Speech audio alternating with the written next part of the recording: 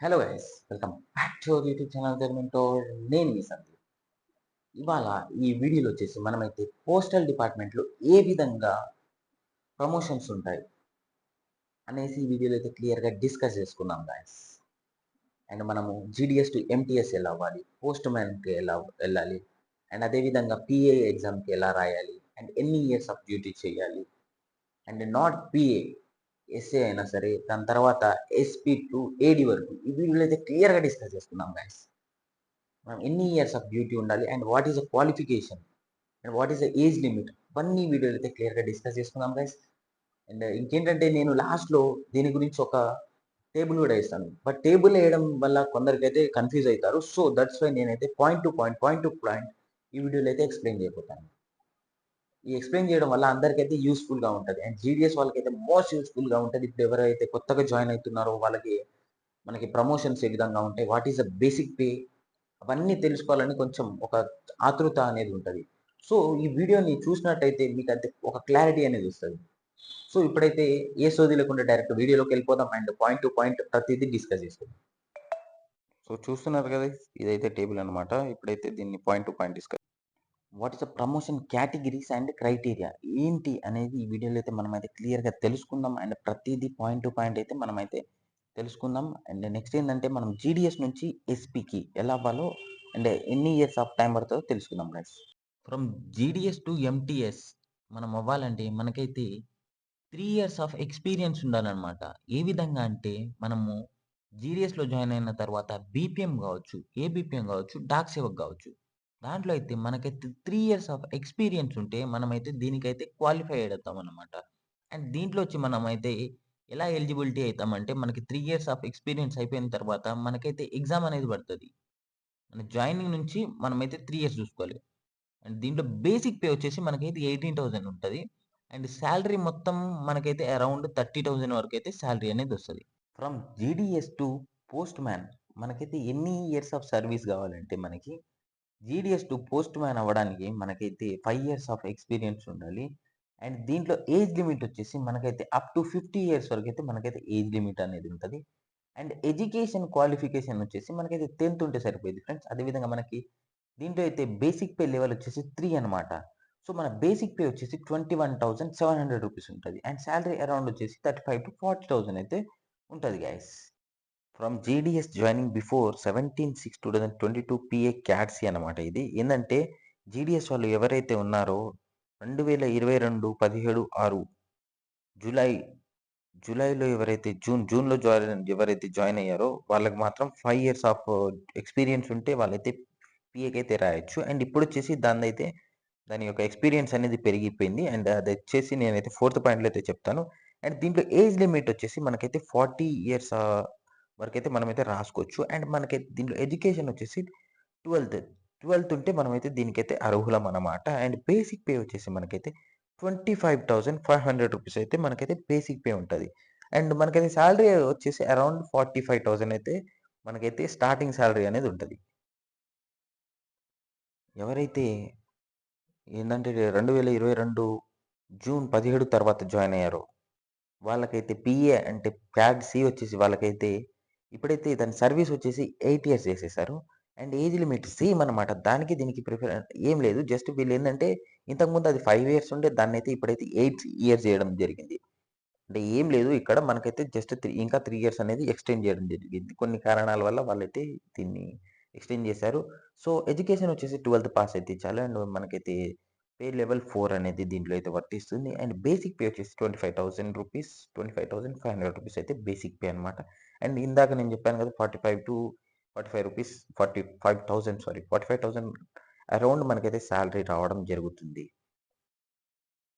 మన fifth point వచ్చేసి from MTS post man అనమాట. మనం ఒకవేళ మనం ఎంటీఎస్లో సెలెక్ట్ అయినట్టయితే ఏంటంటే మనం జీటీఎస్ తర్వాత ఎంటీఎస్ రాసుకున్న తర్వాత దాంట్లో సెలెక్ట్ అయితే మనము పోస్ట్ మ్యాన్కి ఏ విధంగా రాసుకోవచ్చు. From MTS to post man రాయడానికి మనకైతే 3 ఇయర్స్ ఆఫ్ ఎక్స్పీరియన్స్ ఉంటే మనమైతే దాన్ని అయితే రాసుకోవచ్చు అనమాట. మనం ఎంటీఎస్లో జాయిన్ అయిన తర్వాత మనకైతే మన 3 ఇయర్స్ ఆఫ్ డ్యూటీ కంప్లీట్ అయిపోతే మనమైతే ఈ పోస్ట్ మ్యాన్కి అయితే రాసుకోవచ్చు అనమాట గైస్ ఎగ్జామ్. అండ్ దీంట్లో వచ్చేసి మనమైతే 12థ్ పాస్ అయితే చాలు. అండ్ పే పే లెవెల్ వచ్చేసి మనకైతే లెవెల్ 3 అయితే పే చేస్తున్నారు. అండ్ బేసిక్ పే వచ్చేసి మనకైతే 21,700 అయితే బేసిక్ పే అయితే ఉంటది గైస్. అండ్ ఇదైతే అండ్ ఏంటంటే మనము ఇప్పుడు జీడీఎస్‌లో ఎవరైతే రాస్తారో, రాసిన తర్వాత ఏంటంటే వాళ్ళు పోస్ట్ మ్యాన్‌కైతే దీని నుంచైతే రాసుకోవచ్చనమాట. మనము జీడీఎస్‌లో 3 ఇయర్స్ ఆఫ్ డ్యూటీ అయిపోతే దాని తర్వాత ఎంటీఎస్‌కైతే రాసుకోవచ్చు గైస్. ఎంటీఎస్ రాసుకున్న తర్వాత అక్కడి నుంచి మనం 3 ఇయర్స్ ఆఫ్ డ్యూటీ చేస్తే మనకైతే ఈ పోస్ట్ మ్యాన్‌కైతే మనమైతే ఈ పోస్ట్ మ్యాన్‌కి కూడా రాసుకోవచ్చు అదే విధంగా. లేకుంటే నార్మల్‌గా మనమైతే జీడీఎస్ నుంచి డైరెక్ట్ పోస్ట్ మ్యాన్‌కైతే రాసుకోవచ్చు. ఆ విధంగా కూడా రాసుకోవచ్చు. లేకుంటే ఈ విధంగా కూడా రాసుకోవచ్చు గైస్. అండ్ మన సిక్స్త్ పాయింట్ వచ్చేసి మనమైతే from MTS plus GDS to post man అనమాట. ఏంటంటే మనము ఈ పోస్ట్ మ్యాన్‌కి మనము ఇందాక చెప్పాను కదా! ఎంటీఎస్ లేదా జీడీఎస్ ద్వారా కూడా రాయొచ్చనమాట గైస్. ఏందంటే మనము జీడీఎస్ నుంచి మనకైతే 5 ఇయర్స్ ఉంటే సరిపోయిద్ది. అండ్ ఎంటీఎస్ నుంచి మనకైతే 3 ఇయర్స్ ఆఫ్ డ్యూటీ ఉండాలనమాట. 3 ఇయర్స్ ఆఫ్ అయిపోతే మనమైతే దాని నుంచి ఈ పోస్ట్ మ్యాన్‌కైతే రాసుకోవచ్చు గైస్. అండ్ దీంట్లో వచ్చేసి మనమైతే 5 ఇయర్స్ మనము ఒకవేళ జీడీఎస్ నుంచి రాయాలనుకుంటే 5 ఇయర్స్ ఉంటది. అండ్ ఎడ్యుకేషన్ లెవెల్ వచ్చేసి 12థ్ ఉంటే సరిపోయిద్ది. మనకైతే బేసిక్ పే వచ్చేసి 21,700 అనమాట. అండ్ సాలరీ అరౌండ్ వచ్చేసి మనకైతే 35,000 అయితే సాలరీ అనేది ఉండబోతుంది గైస్. నెక్స్ట్ వచ్చేసి సెవెంత్ పాయింట్ అనమాట. అండ్ మన సెవెంత్ పాయింట్ వచ్చేసి from MTS to PA cadre service requirement వచ్చేసి మనకైతే 5 ఇయర్స్ ఆఫ్ సర్వీస్ అయితే చేయాలన్నమాట. ఎవరైతే ఎంటీఎస్‌లో చేస్తున్నారో వాళ్ళైతే వాళ్ళ 5 ఇయర్స్ ఆఫ్ ఎక్స్‌పీరియన్స్ ఉంటే వాళ్ళైతే మనం పీఏకైతే రాయడానికి ఒక అర్హత అనేది ఉంటది. సో, మనం ఎడ్యుకేషన్ వచ్చేసి 12థ్ పాస్ అయితే చాలు. అండ్ బేసిక్ లెవెల్ పే ఏందంటే ఫోర్త్ మనకైతే ఫోర్త్ పే అనేది దీంట్లో అయితే వర్తిస్తుంది.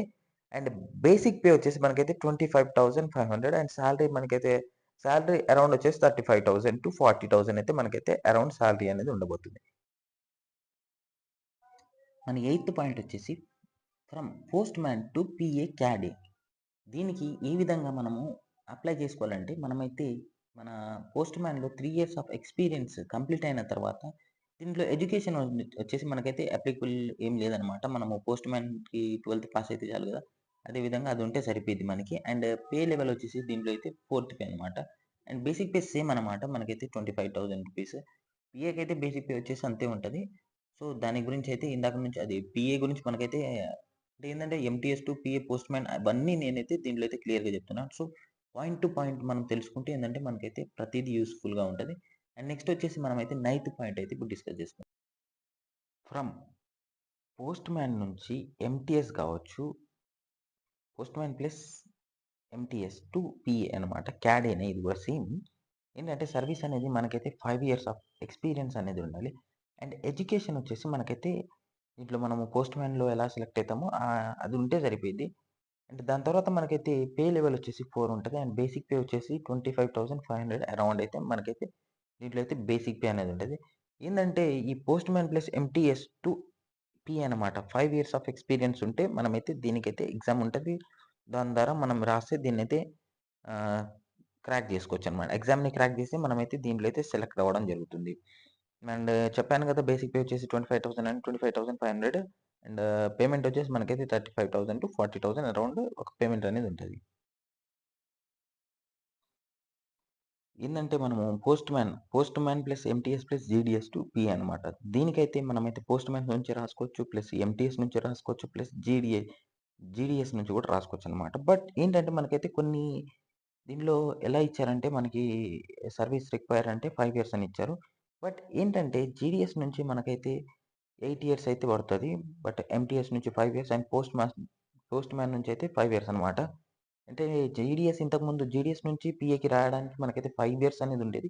బట్ దాన్ని వీళ్ళేందంటే 8 ఇయర్స్ అనేది చేయడం జరిగింది. 22 జూన్, జూన్ బిఫోర్ ఎవరైతే జాయిన్ అయ్యారో వాళ్ళకైతే 5 years and after the June ఎవరైతే జాయిన్ అయ్యారో వాళ్ళకైతే 8 ఇయర్స్ అయితే చేయడం జరిగింది. అండ్ ఇన్ని అందరని రాసుకోవచ్చనమాట. పోస్ట్ మ్యాన్ కావచ్చు, ఎంటీఎస్ కావచ్చు, అండ్ జీడీఎస్ కావచ్చు. ఇదైతే క్యాడ్ బి అనమాట. అండ్ బేసిక్ పే అయితే మనకైతే తెలుసు. మనమైతే ఇందాక నేను చెప్పాను కదా! So, this is the process అనమాట. అండ్ మనమైతే నెక్స్ట్ పాయింట్ వచ్చేసి 11థ్ పాయింట్ వచ్చేసి ఏంటంటే,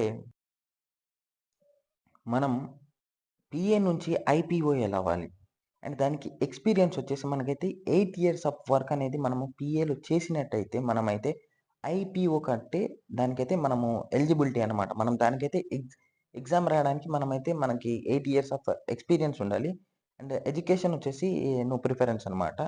అండ్ దీంట్లో ఏజ్ లిమిట్ వచ్చేసి 45 అనమాట.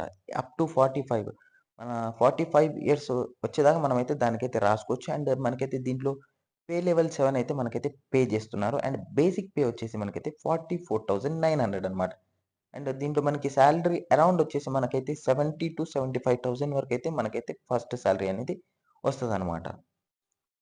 అండ్ మన ఫైనల్ పాయింట్ వచ్చేసి ఏందంటే, ఫ్రమ్ ఐపీఓ టు ఎస్పీ లేదా ఏడీ అవ్వడానికి మనకైతే 5 ఇయర్స్ ఆఫ్ మనం ఐపీఓలో 5 ఇయర్స్ ఆఫ్ ఎక్స్‌పీరియన్స్ మనకు కంప్లీట్ అయితే మనకైతే ఎస్పీకి అయితే ప్రమోషన్ వస్తదనమాట. ఎస్పీ ఆర్ ఏడీ అనమాట. మనకైతే ప్రమోషన్ వస్తది. అండ్ మనకి దీంట్లో వచ్చేసి 53,100 అయితే బేసిక్ పే అయితే ఇస్తున్నారు. అండ్ అరౌండ్ మనకైతే 90,000 రూపీస్ అయితే సాలరీ ఉండబోతుంది. అండ్ మనం జీడీఎస్ టు ఎస్పీ అవ్వడానికి దగ్గర దగ్గర మనకైతే 21 ఇయర్స్ అయితే పడతది గైస్. మొత్తం 21 ఇయర్స్ తర్వాత మనమైతే ఎస్పీకైతే ఎళ్తామనమాట. కంటిన్యూటీగా మనమైతే అన్నిట్లో క్వాలిఫై అయితేనే మనమైతే 21 ఇయర్స్‌లో అయితే